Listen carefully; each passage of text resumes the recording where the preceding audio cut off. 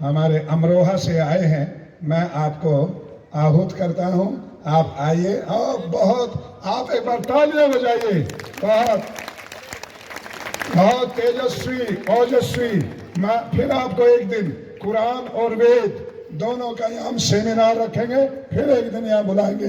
12 दिन लगातार सेमिनार रहेंगे। एक दिन श्री गुरु ग्रंथ साहब और वेदों की शिक्षाओं पे, सब जितने मत पंथ हैं उन सब के साथ वेद की शिक्षाओं को लेकर के हम यहाँ सेमिनार रखेंगे। आदरणीय मुस्तफा जी। पंडित राम प्रसाद बिस्मिल की। औज़ु बिल्लाहि मिनश शैतानिर रजीम। बिस्मिल्लाहिर रहमानिर रहीम। अल्हम्दुलिल्लाहि रब्बिल आलमीन।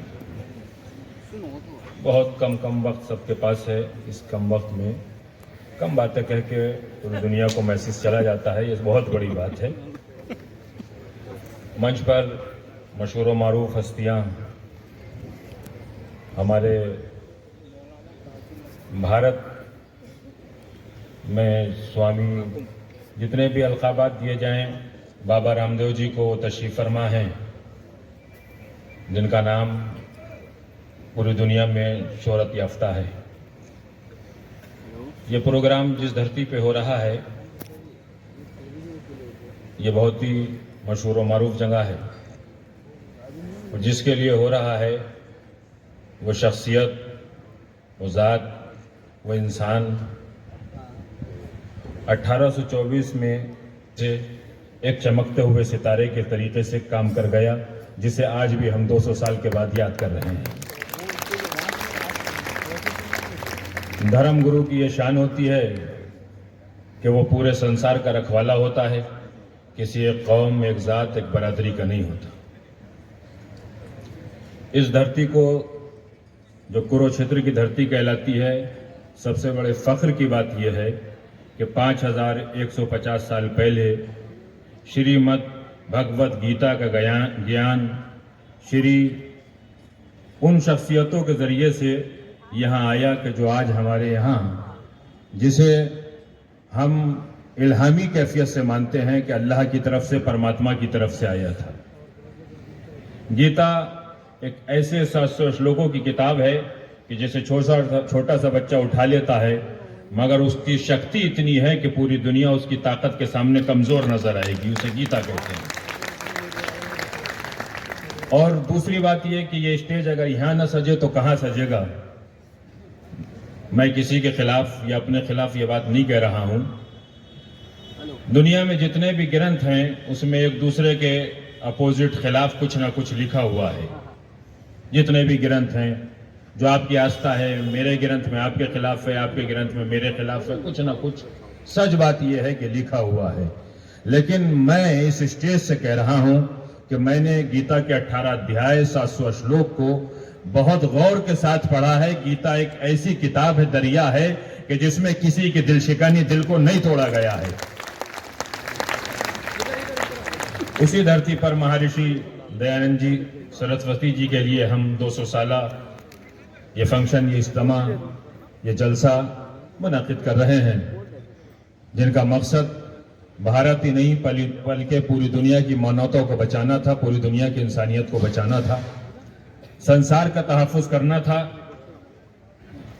बस एक बात आपकी खिदमत में, और मेरी बात तमाम हो गई है। मैंने उनकी हिस्ट्री में बहुत सी अच्छी बातें, बहुत अच्छी बातें पढ़ी, सुनी, लेकिन उन्होंने अपनी जिंदगी में जब आर्य समाज की स्थापना की और उसके बाद लाहौर में अपना एक ऑफिस बनाया, तो आज वो सरहद के उस पार है, इस पार नहीं है। जिसे एक जमाना गुजर गया है कि वो सरहद के उस पार है, इस पार नहीं है। हमारे मुल्क के सभी ये कहते हैं कि हम अखंड भारत बनाएंगे। याद रखिए कि अखंड भारत जब बनेगा तो लाहौर में ऑफिस भी हमारे इस स्वामी का बनेगा। जब अखंड भारत बनेगा तो हमारे स्वामी का ऑफिस भी लाहौर में बनेगा। आज तो जो भारत विरोधी थे वो भी ये कहते हैं कि भारत जिंदाबाद, हिंदुस्तान जिंदाबाद। ये किसी ने जबरन कहलवाया नहीं है। अभी स्वामी ज्ञानंद जी ने एक बहुत अच्छी बात कही कि पूरी दुनिया में आतंकवाद है, दहशतगर्दी है, जुल्म तशद्दुद है। पूरी दुनिया को तराजू के एक पल्ले में रख लीजिए और भारत को एक पल्ले में रख लीजिए। अगर अमन की सदा कहीं से आएगी तो उसे भारत कहते हैं, हिंदुस्तान कहते हैं, ये धरती कहते हैं। और अगर आतंकवाद देखना है तो यहां से 200-300 किलोमीटर फासले के ऊपर पाकिस्तान को देख लीजिए, अफगानिस्तान को देख लीजिए। पूरी दहशतगर्दी मची हुई है, मानवता का कत्लेआम हो रहा है। तो हम जिस धरती पे आज जमा हुए हैं, यहां से बहुत सब मिलके हृदय के साथ, गहराइयों के साथ, दिल के साथ, दिल की गहराइयों के साथ कुरुक्षेत्र की धरती से गीता को अपने दिल में बसाने के बाद एक ऐसा नारा लगाएंगे कि दुनिया के दहशतगर्दों को मालूम हो जाए कि बाबा रामदेव जी की अध्यक्षता में और स्वामी महर्षि दयानंद जी सरस्वती की याद में एक ऐसा जलसा हुआ है कि अब पूरी दुनिया में अगर विश्व गुरु बनेगा तो वो हमारा भारत बनेगा, कोई दूसरा देश नहीं बन सकता है।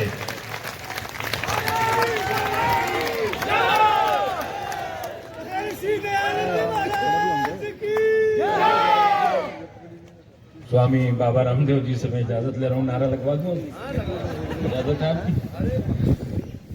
1.5 घंटा हो गया है आपको प्रोग्राम में बैठे हुए।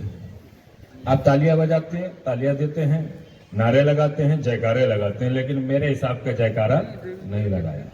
मुट्ठियों को बांध के दोनों हाथों को उठा के हृदय की गहराइयों से ऐसा नारा लगाइएगा जयकारा कि ये आवाज मीडिया के जरिए से नहीं बल्कि आपकी जबान से निकली हुई आवाज खुद ब खुद पाकिस्तान तक पहुंच जाए और पाकिस्तान में आतंकवादियों के दिल दहल जाएं। इतने जोर से आवाज लगाइएगा। क्यों? इसलिए कि लोग एतराज मेरे ऊपर करते हैं। स्वामी जी आपके सामने फिर एक बात कह रहा हूं कि भारत माता की जय का नारा लगाना नहीं चाहिए, नहीं चाहिए। भारत का खाओ, भारत माता की जय न कहो। भारत माता का खाओ, भारत माता की जय न कहो। हमारे चौथे खलीफा हैं हजरत अली, चौथे खलीफा हैं हजरत अली। एक खलीफा को छोड़ दो 3 खलीफा रह जाएंगे। खिलाफत की जो मंजिलें 4 हैं वो कम हो जाएंगी। 700 श्लोकों में से 100 को छोड़ दो, गीता पूरी नहीं होगी। 4 खलीफाओं में से 1 को छोड़ दोगे तो ईमान पूरा नहीं होगा। चौथे खलीफा को हमारे प्रॉफिट मोहम्मद ने एक लक़ब दिया, एक नाम दिया है, अबू तुराब। अबू अरबी में बाप को कहते हैं, तुराब अरबी में मिट्टी को कहते हैं, धरती को कहते हैं, मिट्टी का बाप। चौथे खलीफा का क्या नाम है? मिट्टी का बाप। जब हमारा चौथा खलीफा मिट्टी का बाप हो सकता है और हम उसको मानते हैं उसकी औलाद में से है, तो क्या धरती मिट्टी हमारी मां नहीं हो सकती है? अगर दिल साफ है तो दोनों हाथों को उठा के इस मां का नारा लगाओ, इसलिए कि हम हर उसको मां मानते हैं कि जो हमें कुछ देती है, तो ये सब कुछ देती है। इसके लिए हाथों को उठा के नारा लगाना और मेरी गुफ्तगू तमाम है, भारत माता की। और जोर से सब स्वामी संसारे, कोई इससे बड़ा नहीं है। हम तो इसके बच्चों से भी बच्चों से छोटे हैं। भारत माता की, भारत माता की, महर्षि दयानंद सरस्वती जी की।